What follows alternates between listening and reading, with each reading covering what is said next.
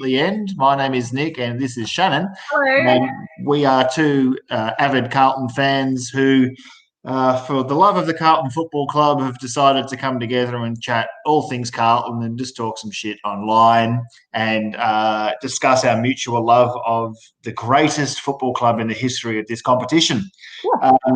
Shannon, welcome. How was your week? Yeah, it's been very quiet. Ava has her second tooth coming through, so fun week at our house. How about yourself? No, not quite as painful as teething. I've had a good week actually. I've started a new role at my work, but I think it's a bit of excitement for me because it's in previous years it would be what we call Carlton Christmas Eve would be tonight, because tomorrow's draft night. And in recent years, let's be honest, probably the last 20 years, draft night has been Christmas for Carlton fans because we've really needed help. Just a little bit. Yeah, and it's kind of strange for the first time in as long as I can remember. I've mentioned 20 years, probably about that long. I don't really know what we're up to. No, it's been a bit of a quiet one on the front, really, hasn't it? Inconspicuous by our absence in the draft talk. Usually every year we've got a really high pick. Let's be honest, we've struggled for a while. We're used to having high picks that that this person's at least on our radar. And we've got a bit of discussion to go through tonight of who we think's on our radar, but there's no real clear candidate. Did you know that tomorrow's draft will be the first, unless Nick Austin throws a spanner in the works and does a live draft night trade or something, tomorrow night will be the first draft since 2002 where we had a salary cap shabozzle go on and we got banned from everything. It'll be the first time since 2002 that we walk in without a pick in the first round, let alone the top 30. Wow. Fun fact. So it's a big deal. That's, we always attribute Carlton's rough times back to that date. Yes. And this is the first time since then that we're not walking in with let's call it an early pick in the top 30. It's pretty much all phantom drafts you see online generally do picks 1 to 30. We start with 31 this year. So a lot of the research that we've tried to do, let's be honest, has kind of told us people who might get picked up just ahead of us. Yeah, pretty much. 18 years when you think about it. That's a long time since we've had a thing. Well, we did have a top pick, but we ended up trading that off for Adam Sard. So yes. I don't know. Yeah. It's going to be an interesting night to not actually see us land a player until Thursday night, really, when you think about it. Even in other years where we have had a top pick we've given away, so it's hypothetical, the year we got Judd, we gave away a pick and stuff, but we still had early picks that year. I think we got pick 27 back or something, wasn't it? Armfield was the pick. But we've had the year we gave up early picks for the likes of Warnock and Brock McLean. I think we still had something in the pick 26 or something along those lines. Yeah. From memory, don't hold me to it. I think it might have been Patrick McCarthy might have been our first pick that year. But yeah, several years we have given away an early pick for players, but we've still managed to have something at least in the top 20. We might even go through a few of the shocking decisions, but another one that comes to mind, we gave up pick 7 for Blaine Boakhurst. And no, not for Blokehurst, for Christian Jacksch and Mark Wiley, we gave up pick 7.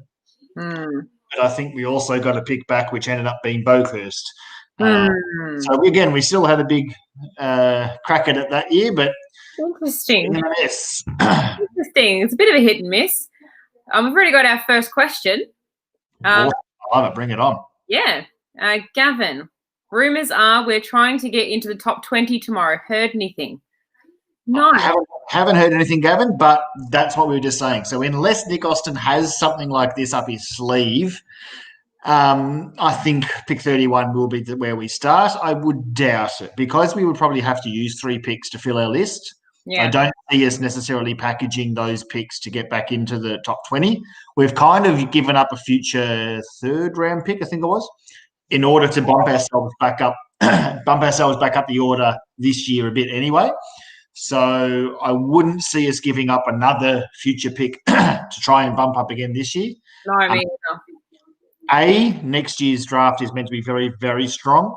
yeah. And also, even if we're not going to use that pick, if we're still meant to be after this gun midfielder that was rumoured this year, the likes of Oliver, Treloar, etc., Wally Wines, their names came up this year.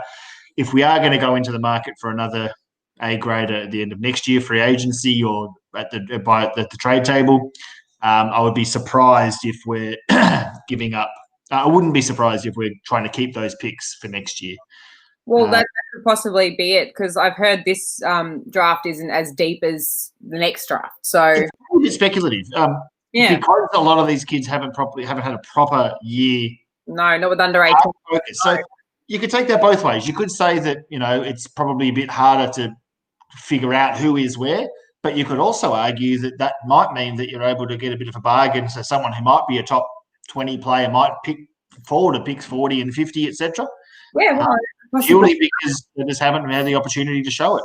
Yeah, well, I'm listening to, they did a questionnaire with David Teague yesterday, listening to the question was, what are we after? Who are we after? And he indicated he wanted another key defender.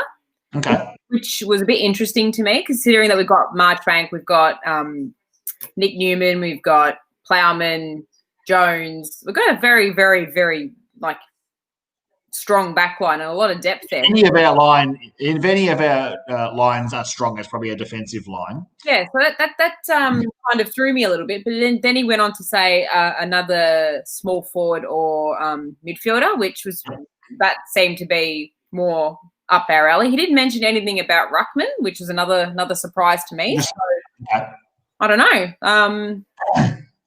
We were talking both of our last two shows about the key defender sort of thing, and I was mentioning how we've gotten rid of off of our list Ben Silvani, Finn Burrow-Dwyer, Harry McCready, Callum Moore.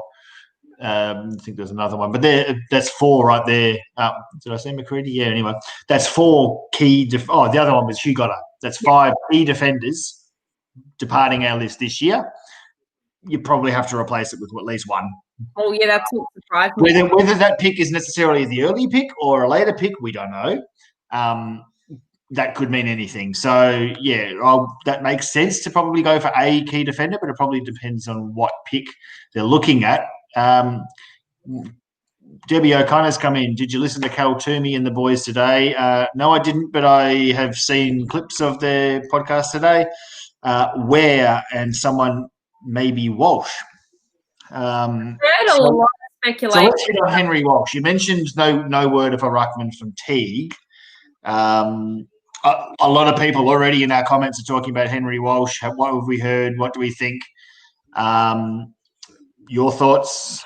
I was looking at in all my wisdom, I was looking at an article on Henry Walsh, and he looks obviously taller than his brother. A fair whack taller than his brother. I should point that out. But where is it? Where am I looking? Henry Walsh, where are you?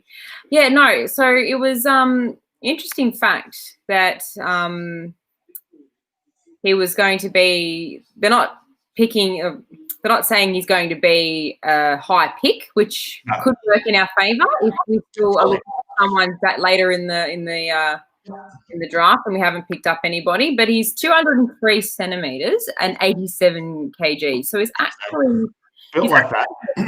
Unit, and what he can have, he's got a vertical leap of 345 centimetres. So they think that his leap and his endurance. So they reckon for a bloke his size, he competes and he loves to run around and tackle blokes and run like his brother. I mean, Sammy Walsh already is showing ridiculous numbers in terms of his GPS numbers. Henry, from what I hear, has got all the talent. He'll be okay, just very raw. When he's built like this, it's really hard for kids that age.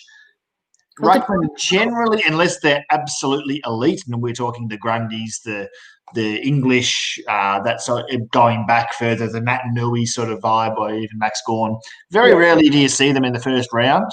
Tom de Koning for Carlton came to us as a second rounder, and everyone at that time thought, oh, gee, that's a bit odd to be seeing a ruckman move that far ahead. I think he ended up being picked 28 or 29 for us, de Koning. Helping, and he's coming along nicely, and it takes longer for ruckman. Look at it. Well, it does, and that's generally why they don't go at the top. Cruz is another one that you can put into that elite. Absolutely, unless they're considered once in a generation sort of guys. Yeah. Generally, they would fall outside the top 30. And that's not to say that Henry Walsh can't become a very good player. No, but if we do pick him up, and that's not to say we are, but his name's been, for obvious reasons, linked to Carlton. Yeah. It's likely that if we are going to pick him, it would be that pick 78 that we would use. Yeah, the last pick. Yeah. And Debbie O'Connor's question back that we just had up, I'll try and bring it back up. She mentioned where. Now, I'm sorry, I can't remember the kid's first name, but he's from South Australia, a midfielder from Woodville, West Torrens.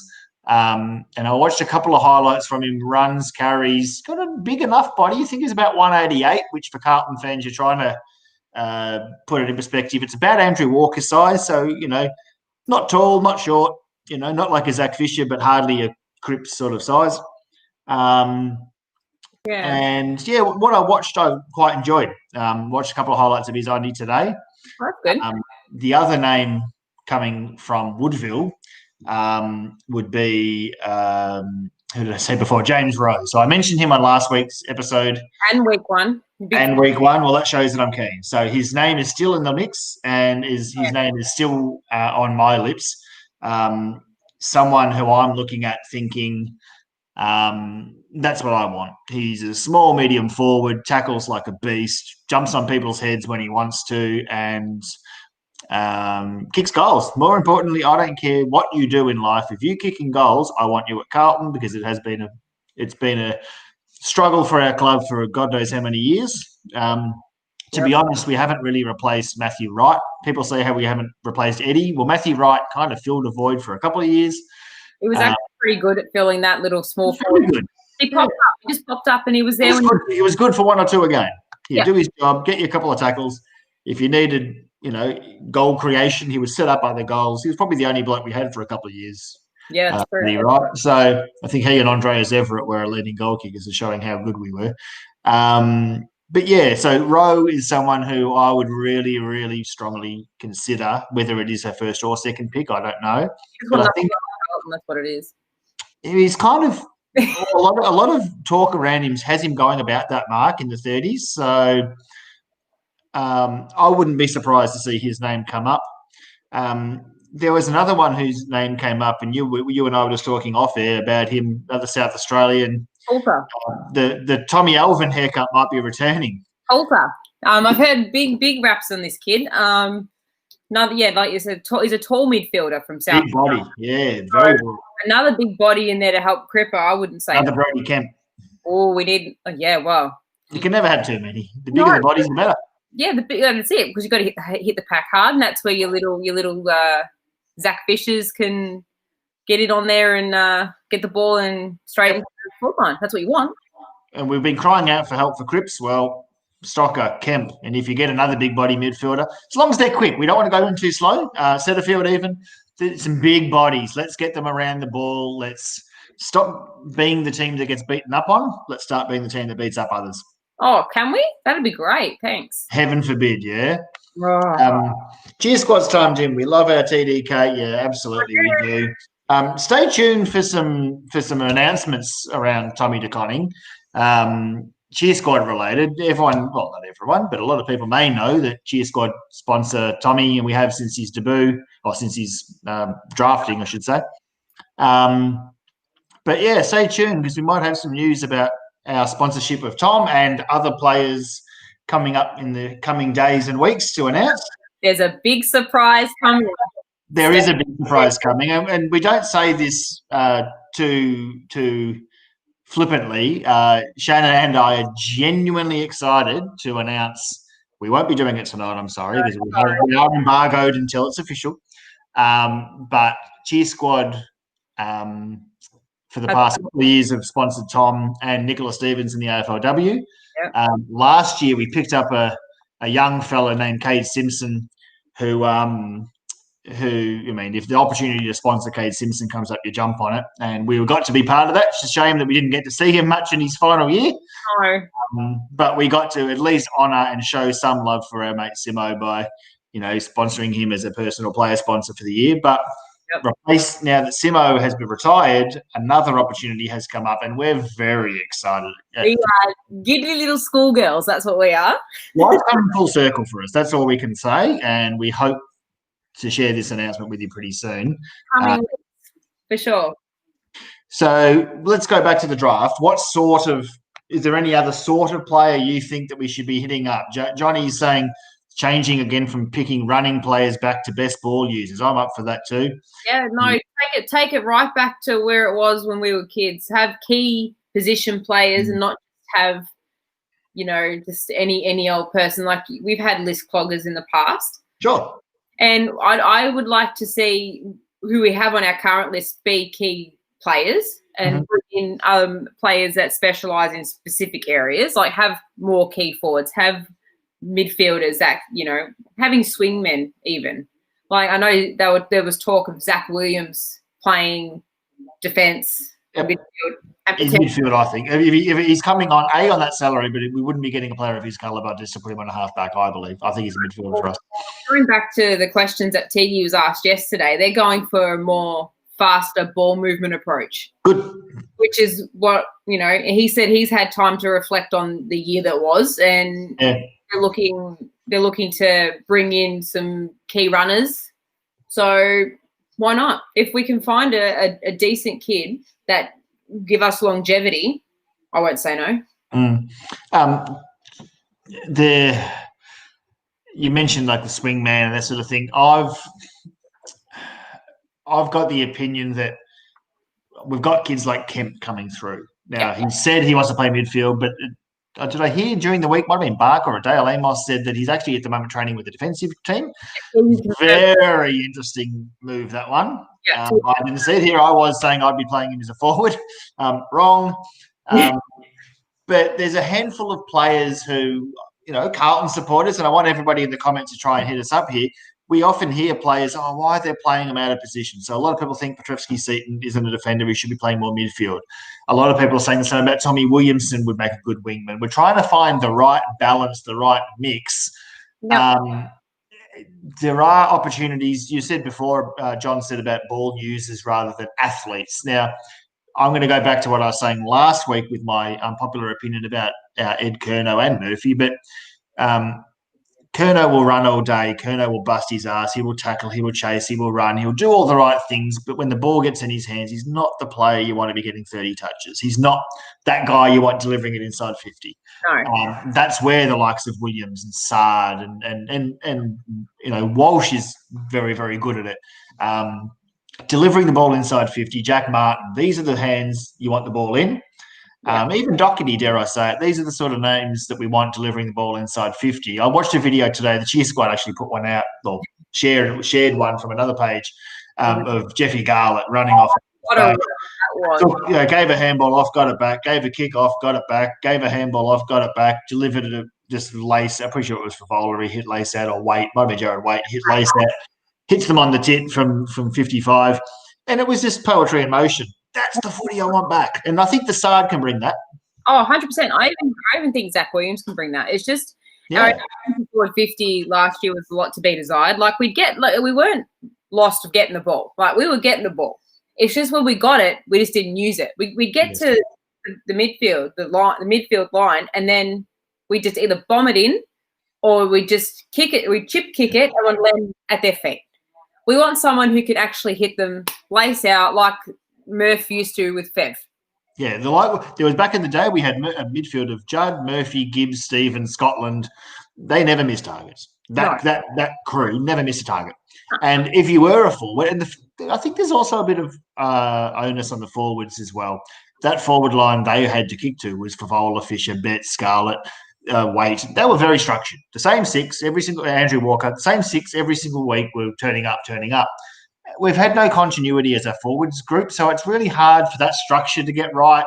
Harry Mackay looks like he's coming on. It's great. But as we've mentioned, we've been struggling to find that small forward. Charlie Curnow can't necessarily get on the park. McGovern will get on the park one week, and when he does, he might show a tiny bit of form. Then he's out of form. Then he comes back into form. Casbolt, when he's on, he's amazing, but can he get some continuity of form? Yeah. I think sorting that out is just as much as the problem as the delivery sometimes. Some of the delivery to them hasn't been great, but at the same time, when the ball does get down there, we need to make the most of these opportunities. We can't be settling for 10th spot again, or where we finished now 12th. I want to do a Richmond and be 9th for about 7 years in a row. No, and there's no point getting 8th if you get there once and then fall away again. I couldn't help myself but make fun of Essendon today, naming Josh Marnie as the new head of footy. I heard that. So they've poached a guy who's come from Melbourne, and Melbourne's a team who Josh Marnie's been there for 13 years. In that time, Melbourne have won 2 wooden spoons and made the finals once in 13 years. They made it once. They made a prelim. They look great. Oh, they're coming back. It's no use making it once and then for the rest of the 13 years doing stuff all. Yeah, exactly right. So we've got to build foundations for long-term sustained success. So like Brisbane are building now, like Brisbane had for a very long time, and we want to be that like Hawthorn. We want to be that club that is consistently playing finals and consistently pushing for a flag, because ultimately that's what we're all here for. Yeah. So 5 years ago when that first Silvani draft happened, when we got Weeder and Curnow, Mackay, everyone, that first draft was us hitting the reset button. I think it's very easy to get caught up because we have been, let's be honest, crap for the better part of 20 years. Yeah. It's not like this is our 3rd, 4th, 5th, 6th attempt at a rebuild. It's our first attempt.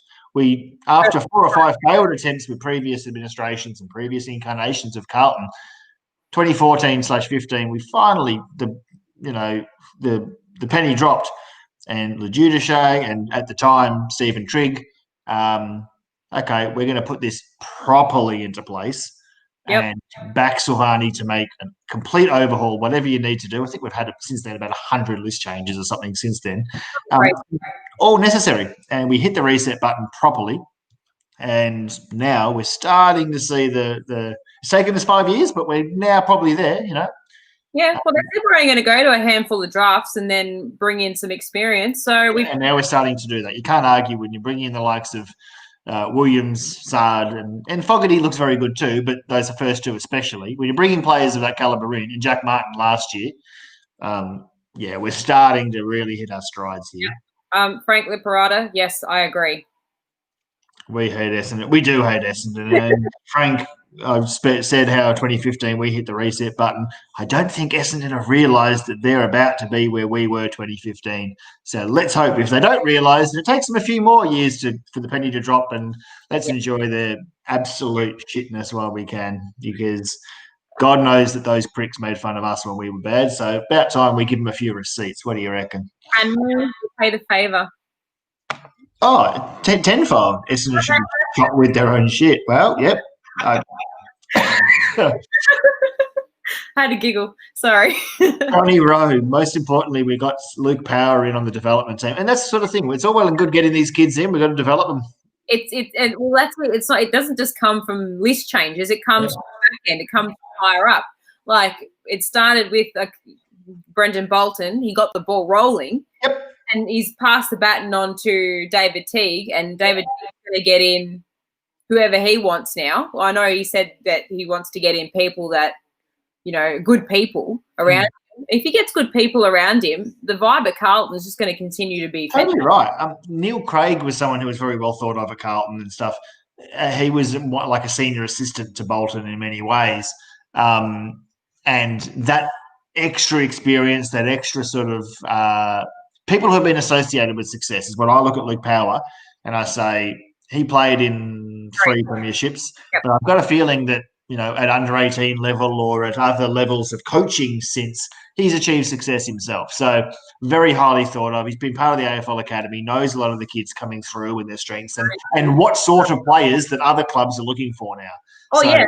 And that's what you got to do. Because I remember back when I did a placement in recruitment at Fremantle Dockers, and every day was a meeting, just a meeting after meeting, just watching vision. And it was actually a great insight into how AFL clubs do it. And they invited me into a couple of meetings, and it was actually a good learning experience, really. They just had whiteboards everywhere and just names everywhere and just discussions, and it was quite intense at some points of the day. And this was back when Brad Lloyd was manager back at Fremantle Dockers in their Melbourne office. So shout out to Brad Lloyd. No, but draft time's actually quite intense for a lot of clubs because they've got to have backup plans, because if, for instance, the player we want gets picked up the pick before, well, we're stuffed unless you have a backup plan. And because, like, the boys haven't had the opportunity to play this year, like in their under-18 comps, they have to rely on vision from previous years and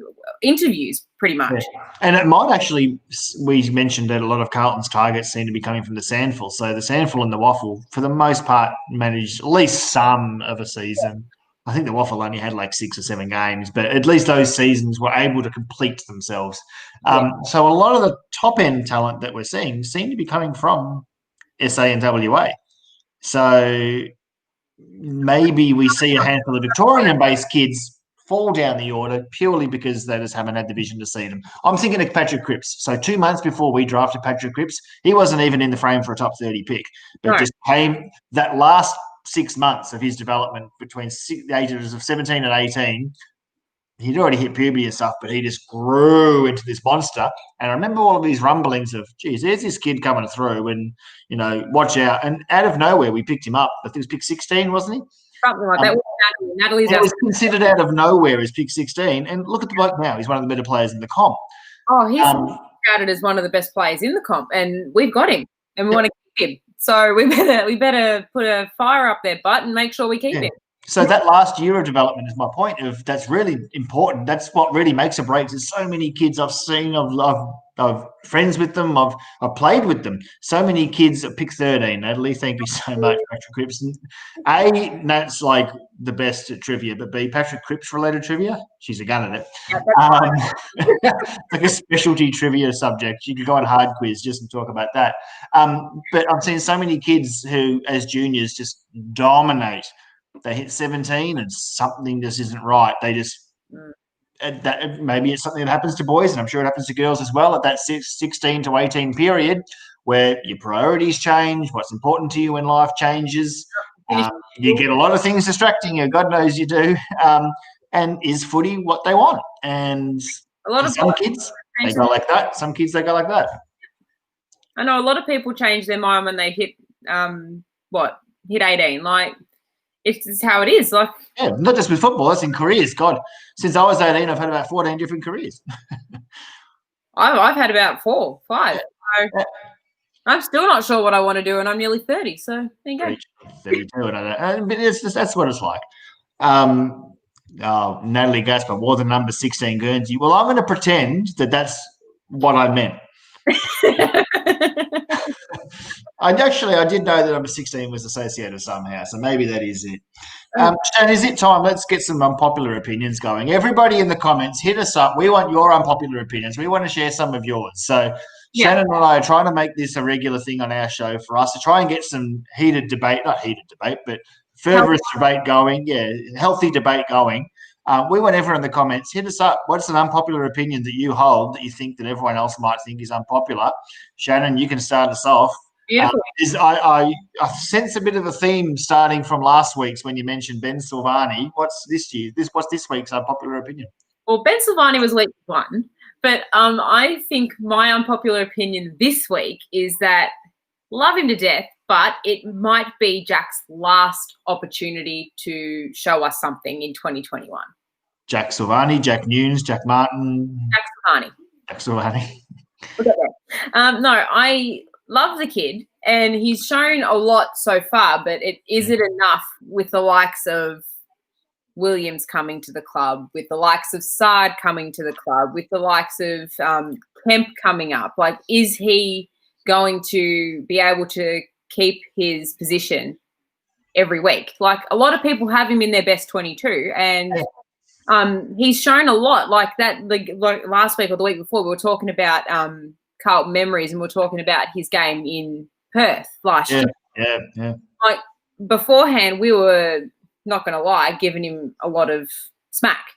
So I want him to prove me wrong. I just believe it's going to be a make or break year for Jack Silvani. Nothing against the Silvani family. Do you think that he won't get the chance, or do you think that he might get the chance and just might not take it?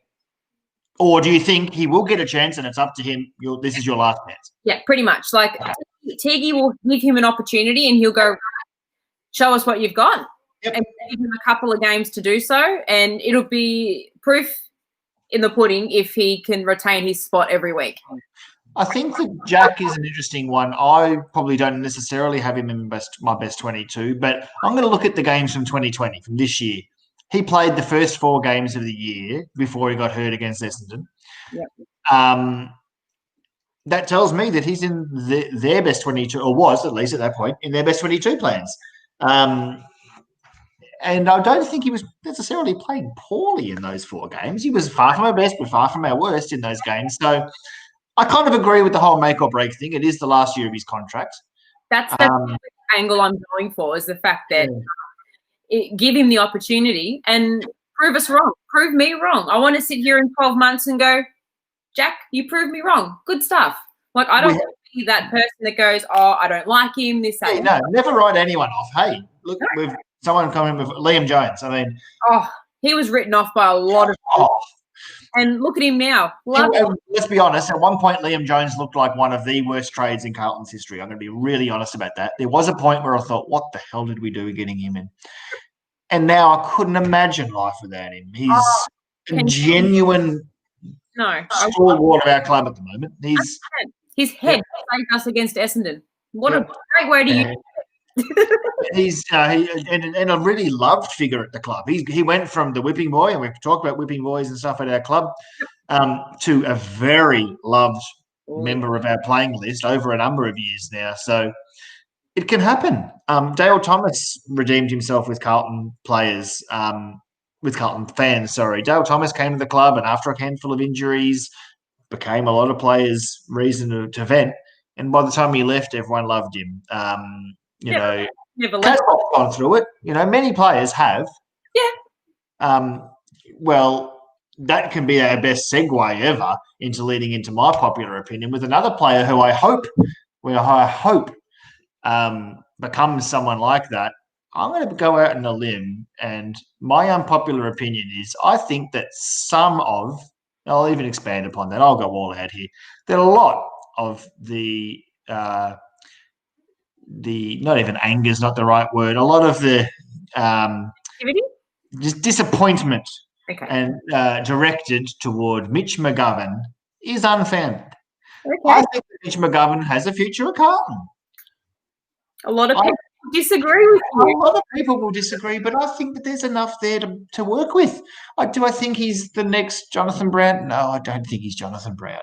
Do I think he's Stephen Kernahan? No, I don't think he's Stephen Kernahan. But I think there is a role for him. I remember watching as a kid Aaron Hamill run around, and Sammy would run off the corner of the square, and his job was to flatten people. And I see Mitch McGovern has the athleticism. I know that people think he's overweight. When McGovern's sprint speed is as good as the Michael Gibbons and a lot of the smalls and stuff. When he wants to use it, he can do it. I think it's all up here with him. Yep. I think if we just get, as we mentioned before, continuity. If you get someone fit for 22 weeks and give them a straight run at it, I'm looking at Tom Williamson this year. Yep. A clear run at it does wonders for someone mentally.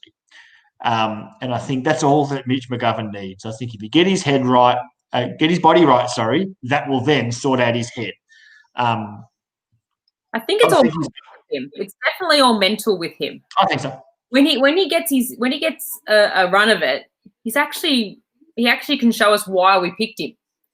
100%. And it's just one of those things. Like, I know for a very long time Levi had a lot of in his head. Like, it was all in his head.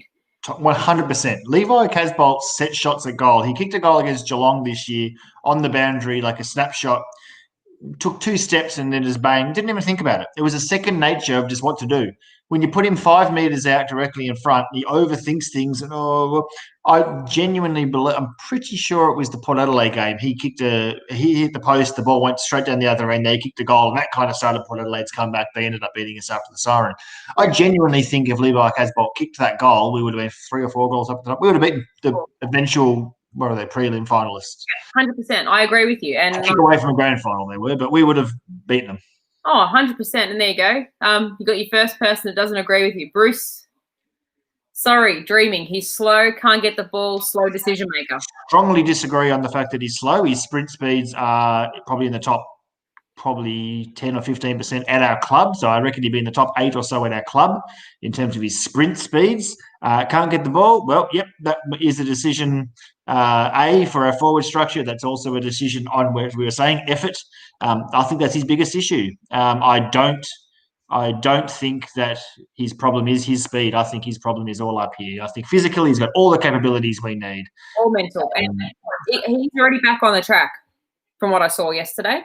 He was on the track. So people were very quick to highlight Ed Curnow back on the track with the first and third year players. And, I mean, that's what you expect from Ed. He's just tell him, oh, do you want to do a run? He's like, yes, please. He's like the Energizer Bunny. Just, yay, fitness.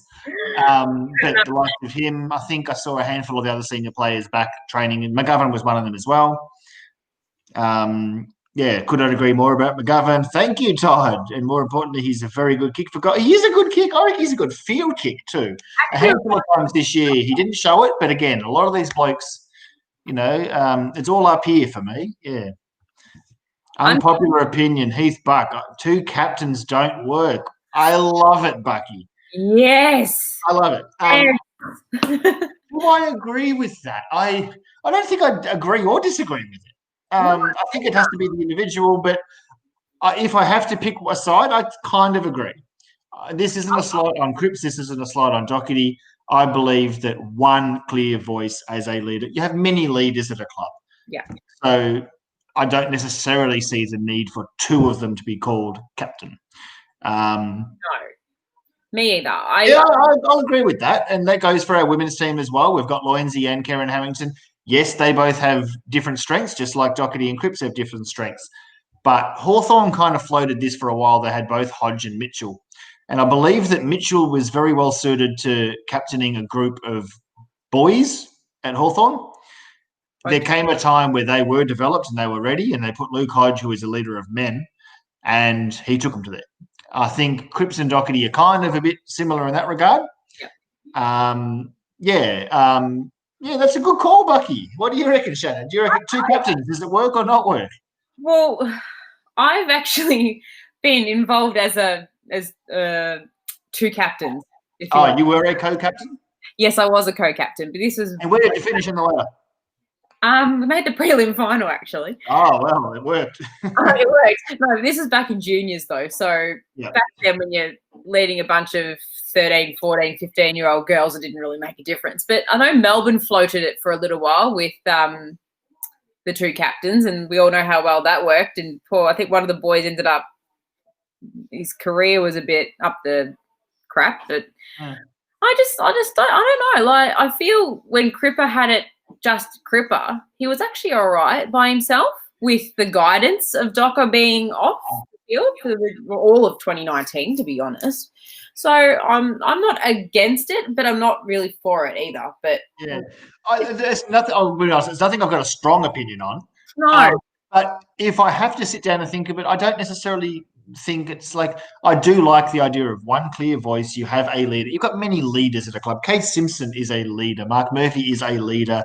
Ed Curnow is a leader. Sam Walsh, his kid's 19. He's a leader. Ian Wiedering, and then Wiedering's 21, 22. These sort of guys, you don't have to be the captain of the club to be a leader, to show leadership. No. But I do kind of think that one clear voice is a good thing, No, well, that's exactly right. Because for instance, if you and I were co-captains of a team, you could give one message and it could conflict with mine. We don't know if that actually happens. So that one clear voice, I tend to agree. You would never have co-prime ministers or co-presidents or something like that. You know what I mean? Like, ultimately, the buck stops with one person, and that comes with the president. That comes with the coach. that comes with the CEO.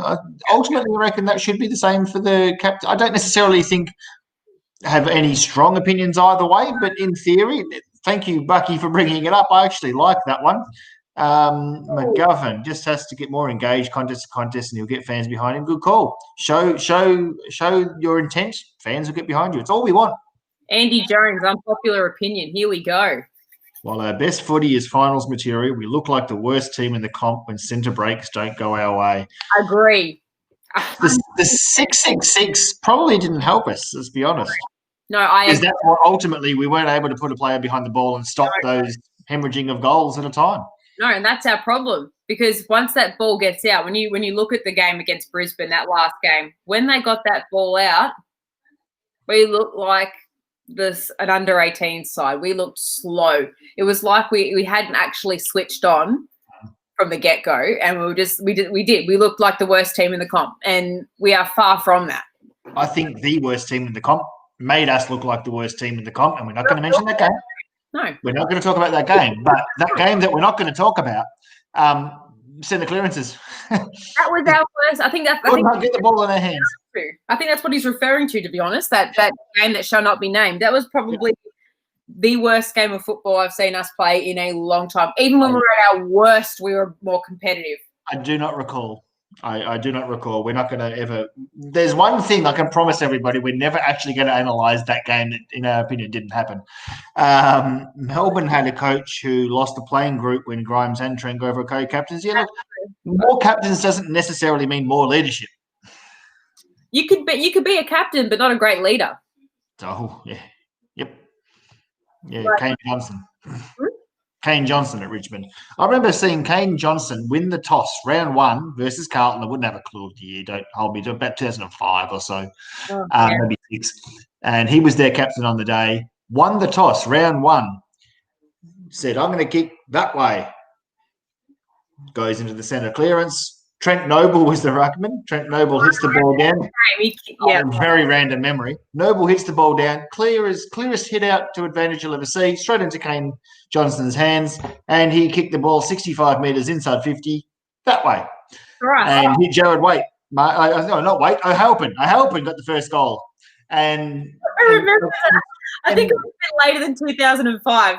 Ish, whenever it was, around that mid-2000, between 2004 and 8 sort of era. And he hit him on the tip. And, that was a captain. I think it was his first game as captain as well. And I remember thinking, oh, yeah, they were on fire, the Tigers. I think we won by like 30 points that night in the end or something silly like that. Yeah, look, that's probably correct. You don't necessarily, more captains does not necessarily mean more leadership. And again, that's nothing. Yeah, okay, let's go out on a limb. You've got to pick one. Do you pick Cripps or Doherty? This will be really hard. Because in their own way, they're both great. I would want. Or do you go other? I'd lean towards Docker. Okay.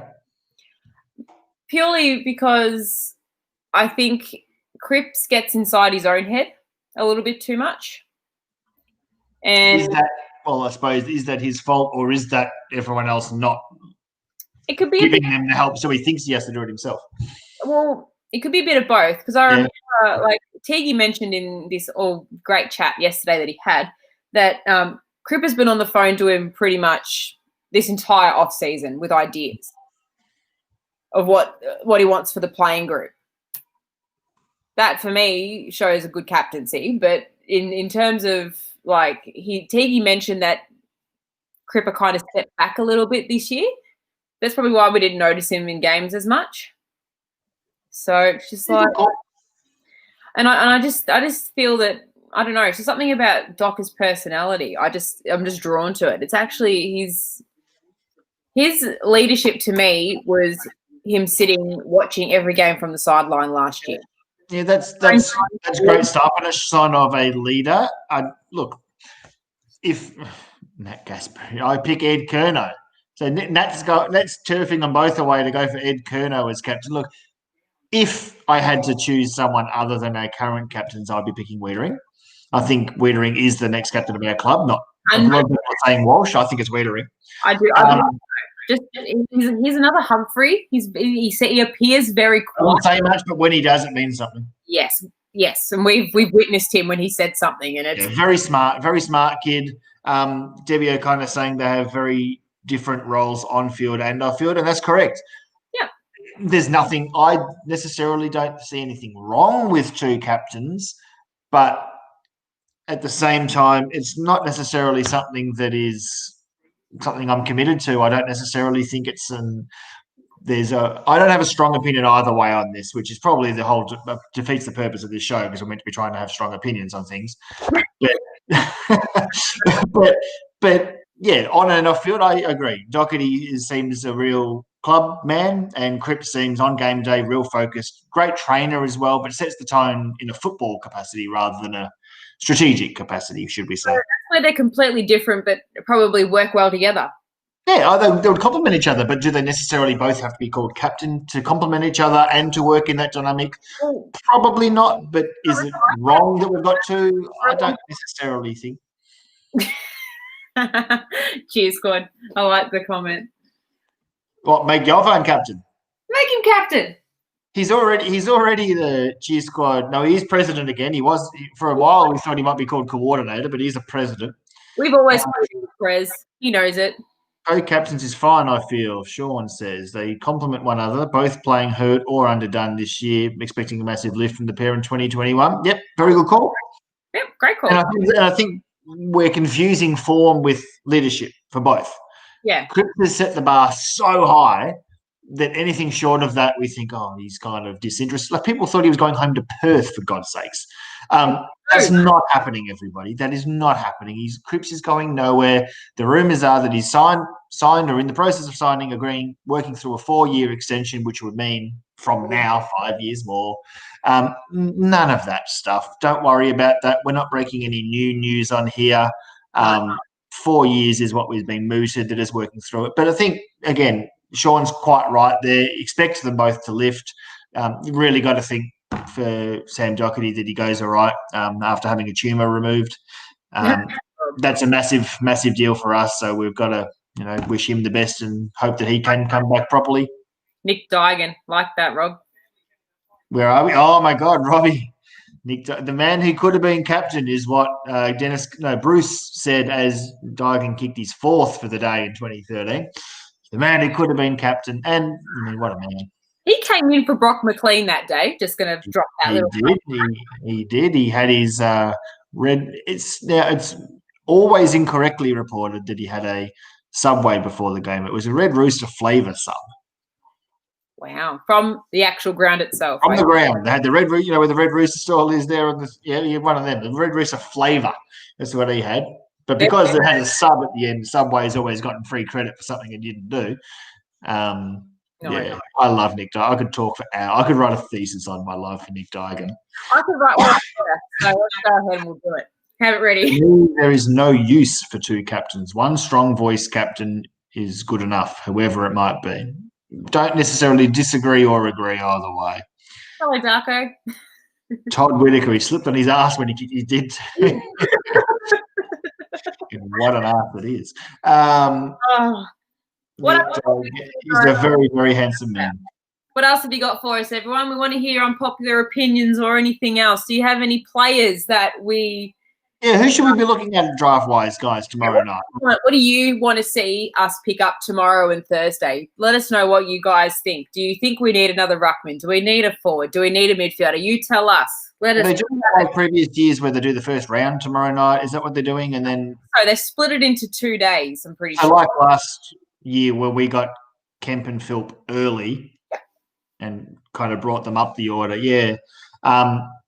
I think that's an interesting dynamic because whoever has the first pick on night 2 often holds a lot of cards. I've seen the last 2 years that pick get traded for more stuff because when people realise who is still available and, oh, shit, someone might have been top 10, they've fallen to pick 20 sort of spot. Generally at that time is when teams realise, shit, we could get a bit of a bargain here, and they try and work their way for that pick. I think this year with Brisbane, they got that kid, Devon Robertson, who Carlton were linked to, but they got him on that day. It'd be really interesting to see the tactics surrounding that because now that it's not 2 nights. Rob wants a mid-forward, don't we all? We need, what do we got? Preferably a midfielder, half forward, flank. We need more speed, preferably a midfielder, half forward flank. Can we get Jeff Garlett back? Just for the speed. Chris Yarran. Oh, what could have been Chris Yarran at his best, and I'm not over-exaggerating here, his best was Michael Long, Andrew McLeod, quality good. Round 1, where he kicked that goal where the ball went out. It was Wayne Harms territory he was in, but yeah.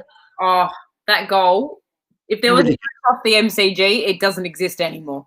He was a special footballer. Yeah. Always looked in first gear, but would be running twice as fast as everybody else. He was just ridiculously talented. And I can only hope, sending some love out to Chris Yarran, I can only hope that bloke finds some health mentally and physically. Clone of Ed Kerner. Okay, Mish, no worries. What do we want? We want a clone of Ed Kerner. Can I have a clone of Mark Murphy if you're getting a clone of Ed Kerner? Okay, thanks.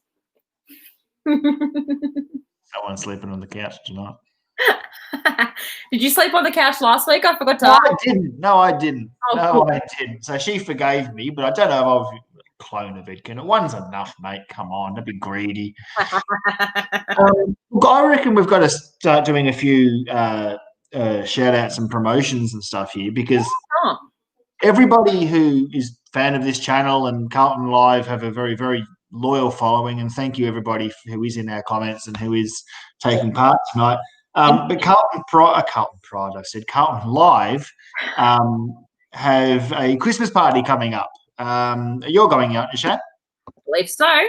Yeah, so we'll be there. So it's going to be on the Friday, the 18th of December. So not this Friday, but one more. One more. Friday week. It's going to be at Norton's Hotel. Norton's. What famous event happened at Norton's, Shannon? Yeah. Oh, come on. Carlton history. Stand by your man. Two. Give him 2 arms to cling to. Yeah, I could finish the whole song. Not quite as good as Steve. The Mad Monday after the 95 grand final? Norton's Hotel is iconic links to the Carlton Football Club, not just for Sticks getting absolutely smashed there and just to making a fool of himself. Mad Monday, yeah. But the links go back generations between Carlton and that club and that hotel. So I'm great to see that we're going to be hitting that up for the Carlton Live Christmas party. 6 p.m. Details will be on Carlton Live's Facebook page. So there isn't a Facebook event set up. If you want some details, do that, or just inbox the page. We'll make it work. Also, Shannon, have you got tickets into the Cheer Squad's raffle? I do not, but you can't win. I don't. I know I can't win. I will be buying some before this weekend, because don't forget, everybody, it is being drawn this weekend. So get your tickets if you haven't already. I know I need to. Thank you for reminding me. So I mean, nepotism. It's all like, just because I'm running the raffle doesn't mean I can't win it. I genuinely want to win these prizes. Remind us all what the prizes are this week in the Cheer Squad Christmas raffle. So we have a signed Team Guernsey. We have a signed Indigenous Guernsey by the entire team. We have a Patrick Cripps signed Guernsey and a Docker signed Guernsey. So there you go. 4 prizes on offer. It's going to be pretty awesome, and we've got we mentioned it last week, but I mentioned it again. The team signed jumpers will have signatures of Ed Kerner. Look who I've got on the brain. I'm so jealous of that man. My fiance's love for him genuinely gets me rattled. It will have Ed Kerner's signature, but it'll also have Cade Simpson's signature and Matty Cruiser, and let's be honest, Ben Silvani and these sort of players that are no longer on our list. Yeah. Your last chance to get something signed by Cade Simpson. Your last chance to get something signed by Matthew Cruiser. These will be the last things that the Carlton Cheer Squad will be auctioning off with their names on it. It's really, really rare items. Thank you so much for everybody who already has supported the Cheer Squad in this raffle. Yep. And everybody else, if you're thinking about it, get on board, because these items are so worth the investment. And with 4 prizes up for grabs, your chances of winning are much larger. They are much larger. And if you don't in it, if not in it, you can't win it. Simple. And right at the moment, you can't win it. I can. Anything else? What's coming up? Obviously, draft night tomorrow night. What else is on the horizon for the Carlton Football Club? AFLW starting early next year. I know they're going to be releasing the fixture hopefully in the new year, and hopefully get to go. Also, another aside now, I've just thought of it. Did you get the email? So the Carlton Fan Forum, the members forum. Sign up for that. That is coming up on Monday night. If you receive that email, and you want to hear all things Carlton from the top, Kane Little, Mark Leduchet, and a few other of the execs are going to be... Brad Lloyd, David Teague, they'll all be on hand to answer all the questions. Yep. Fan engagement. Everybody keeps saying we want to know more about everything, whether it's list management decisions, whether it's the redevelopment of Icon Park, whether it's... Yep. Some people still might want to know what's happened with their membership badge. No, we're all getting the badges again. But it's a chance. If you do have any questions for the leadership of the Carlton Football Club, here is your chance. So that's next Monday night, the 14th. Every single member should have gotten an email by now with the details of how to sign up for that. So I really encourage everybody to do so. Take part. Ask these questions, because by asking those questions of the leadership, it holds them accountable to what you wanted them to be accountable to. But to be completely honest and transparent, if you want to be whinging during the year about something about the club that you don't like, here's your chance to talk about it and find out your answers rather than spend a year whinging. Yep. We've also got the BNF coming up in February. If you haven't registered your interest, let's plug everything the club's doing. The BNF is going to be amazing. Debbie, let's here we go. Debbie, I need to know if you got my money. Yes, I did, Debbie. I did reply to you on Facebook. You may not have seen that. Yes, we have got your entry into the Cheer Squad raffle. So thank you so much for your ongoing support of our raffles. You're awesome. I think Debbie's won one in the past. Did she win? Was one of them last year? I think it might have been round 1 from memory. So thank you, Debbie, for your ongoing support of our Cheer Squad. Anything else, Shan? I think we're wrapping up just about on time for once. Three episodes in, and we're kind of getting the hang of it. Finally. No, I think that's pretty much it. Just keep your eye on the Cheer Squad socials in the coming weeks for our little announcements that are coming up, for sure. Yep. And everybody, remember to hit up Carlton Live's Facebook page as well, because, as I said, we've got this Christmas party coming up at Norton's. We'd love to see everybody there. If you haven't caught up with Carlton people this year due to COVID, if you are Victorian-based, if you just want to be in that Carlton community and be around other Carlton supporters and talk shit just like we've done for an hour, come and do it for a bit, have a drink with us, and we'll share in the awesome Carlton community. Yep, and if you have any topics that you think we haven't covered yet, hit us up. Like we post every week to remind everybody that we are here.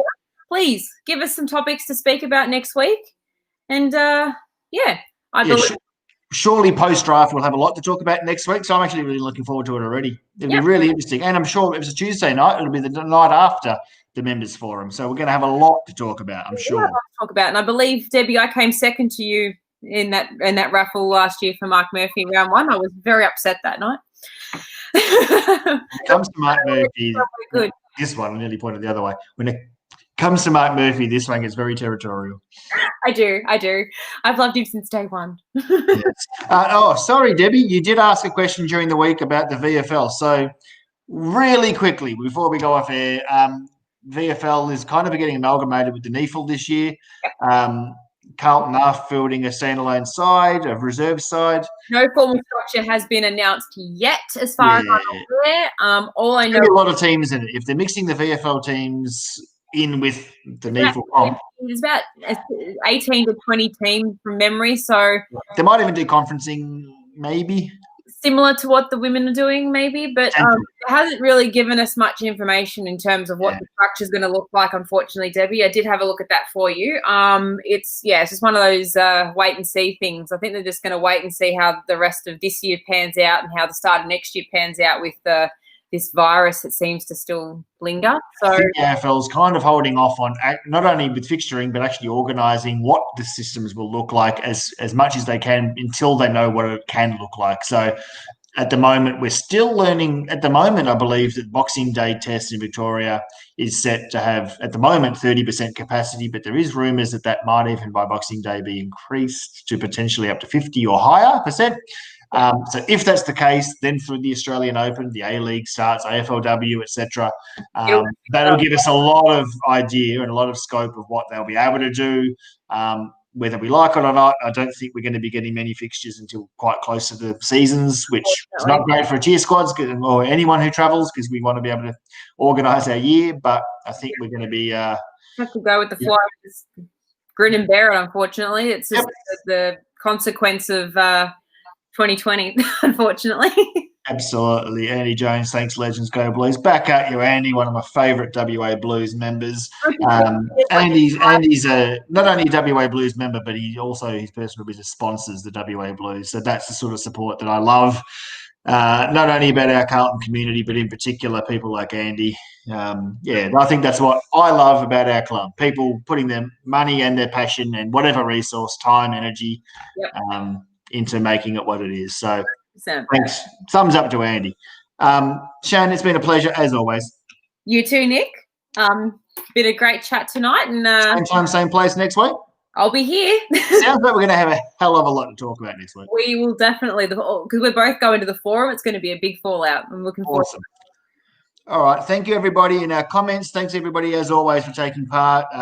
Hope you're enjoying. And please make sure if there's anything we haven't covered, there's anything that comes out of the draft that you want us to be talking about or answering any questions, or the members forum, I will be making sure that I take part and listen quite intently. I'll be there too. And Shan, so both of us, if there's anything that if you can't see what happens, or if there's any questions that you might think need to be discussed after that, please hit us up and we will discuss as many as we can during the week. We'll get to as many of your questions as we can. So enjoy the rest of your night, guys, and thanks for tuning in. Go Blues. Hi, guys. I always put the thumb in the wrong spot. There we go.